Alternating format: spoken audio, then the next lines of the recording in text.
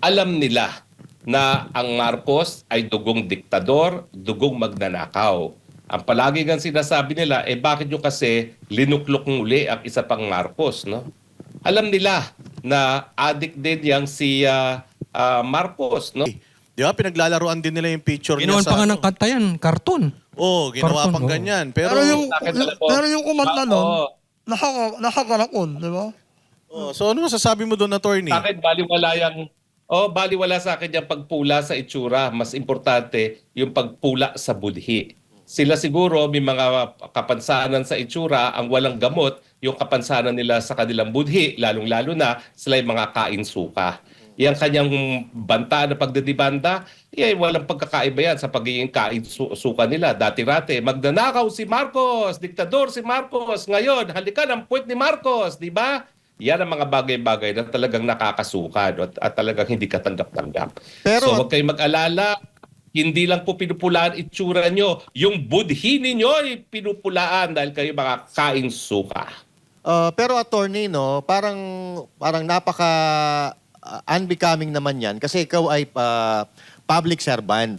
Tapos kung kakasuhan mo yung mga tao na halimbawa nang mamaliit sa'yo or nang alipusta sa'yo, Frustration na yun, Master Judea. Oo. Yung pag, ano nila pag, kumbaga, sa sobrang visit na nung tao sa'yo, pati itsura mo, visit na sila yes. So, pwede ba yon na kung magkakaso sila nga, gagamitin pa rin naman nila yung sweldo nila na nanggaling sa taong bayan. So, parang mali pa rin.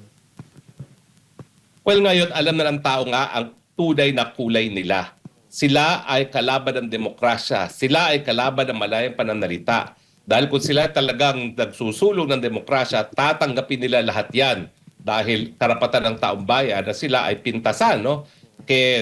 Dahil sa kanilang paninindigan o dahil sa kanilang itsura, no? Lahat yan dapat tanggapin nila dahil sinasabi nila na pinaglalaban nila ang demokrasya. Pero hindi, nahawa na sila doon sa kanilang amo na magnanakaw at kalaban din ang demokrasya na mga bangag. Sa tingin mo, attorney, no? Kasi dati, alam naman natin na yung kamatayan black na sinasabi mo ay talagang tumutulig sa gobyerno. So, yun, parang naririnig ko sa iyo, kung pagbabasya natin ang sinasabi mo, parang magkakakampi na sila. Parang gano'n na lumalabas. Gano'n ho ba? Ay, talaga nagsanib puwersa na sila. Nagagamitan sila sa isa't isa. At at yung mga danais sa magkaroon ng tunay na demokrasya sa ating bayan. Alam naman natin na gaya ng mga bangag, sila rin, ginagawang negosyo rin ng gobyerno, no? Alam naman natin ang estilo ng CPP-NPA, no, na talagang gagamitin nila ang pananakot at saka yung mga taxation na ginagawa nila sa mga walang kamuwang-muwang ng mga kababayan para sila ay magkapera, no? So wala talaga silang pagkakaiba at dapat magsama-sama sila. At sana huwag makalimutan ng taong bayan na sa panahon ng kadiliman, nagsama-sama yung mga puwersa na yan para labanan ang puwersa ng demokrasya. At ngayon, nananakot pa na ikulong ang taong bayan dahil sila ay nagsasalita ng malaya. Attorney, nung panahon na presidente si Pangulong Duterte, may mga ganyang balat sibuyas din bang mga politiko? Wala. Kung naalala nyo, may mga sumisipsip dati kay Pangulo Duterte na dapat daw i-impeach si Robredo dahil nagsasalita laban kay Presidente, no? Ang ginawa ni Presidente, tinanggal siya sa gabinete dahil hindi naman po pwede na pupulaan mo yung Presidente. At the same time, ikaw ay isang miyembro ng gabinete na isang alter ego. Pero sinabihan niya yung mga sipsip, hoy, itigil nyo yan, wag nyo impeach yan. Bakit nyo impeach yan? Meron niyang kalayaan ng malayang pananalita, no? So siya pa ang pumigil mismo sa kanyang mga kaalyado na wag i-impeach dahil sa pananalita itong si Leni Robredo. Pero dito sa administrasyon ng mga bangag, nakikita natin talaga, no, nakapagbanta sa kanilang pagdanais sa manatili sa pwesto na panghabang buhay, gagawin ng lahat para matanggal at masira. At yan ngayon ang pinagdadaanan ni VP Sara. Attorney, di ba nung kampanya talagang ano ka nun parang busy-busyhan ka rin nun. Kumbaga, nakikita mo yung mga diskarte ng mga politiko noong 2016 na tumatakbo. At alam natin na itong si Leni Robredo ay talagang matindi yung banat niya kay Bongbong Marcos Jr. No? At natatandaan ko nga na si Marcos Jr. ay sinungaling at hindi maasahan sa oras ng kagipitan. Ano masasabi nyo doon sa pananahimik niya at pagpuri niya kay Marcos Jr. ngayon? 500 million. At yung pagbigay ng 500 million. Ano masasabi mo doon? Well, alam mo, tingin ko, lalo niyang sinira yung kanyang pagkatao sa mata ng sambayan ng Pilipino.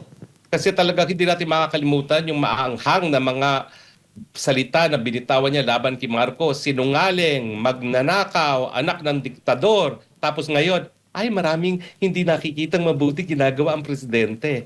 O ano, ang napatunayan lang niya, siya ay nabibili dahil binigyan lang siya ng bilyones para sa kanyang probinsya. Iba na ngayon ang kanyang kanta. So, tingin ko, hindi makakalimutan ng tambayan yan. Kung siya'y nagnanais pa na tumakbo muli, mas kakaunti pa ang botong makukuha niya ngayon dahil alam ng tao, wala siyang paninindigan.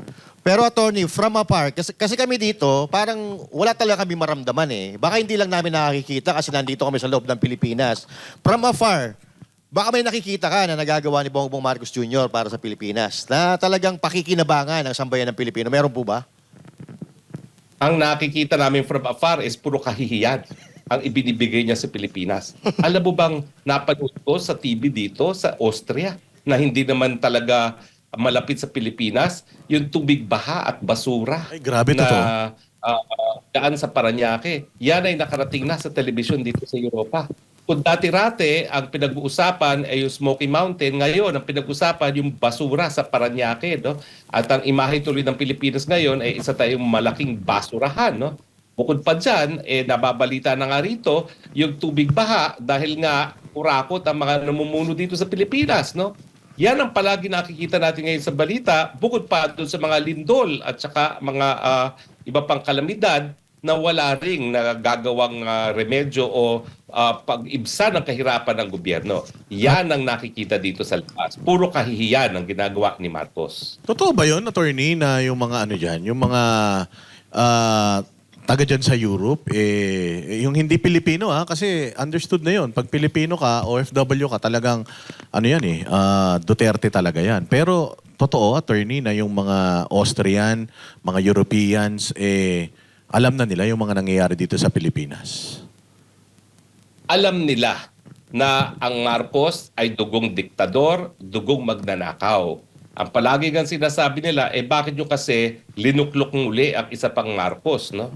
Alam nila na addict din yang si Marcos, no? Dahil ang una naman naglahat-hala na siya ay addict ay yung European magazine na Rolling Stone magazine, no? Na nagbalita na nung siya ay isang estudyante sa Inglaterra, kilong-kilong cocaine ang binibili niya para sa kanyang mga kabarkada dyan sa Oxford, no?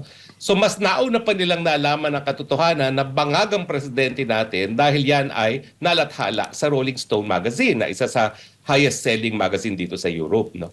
So malungkot talaga ang imahe ngayon ng Pilipinas. Kung sa panahon ni Tatay Digong, taas noo tayo, ngayon talaga parang puro kahihiyan ang binibigay nitong si Marcos sa ating bayan.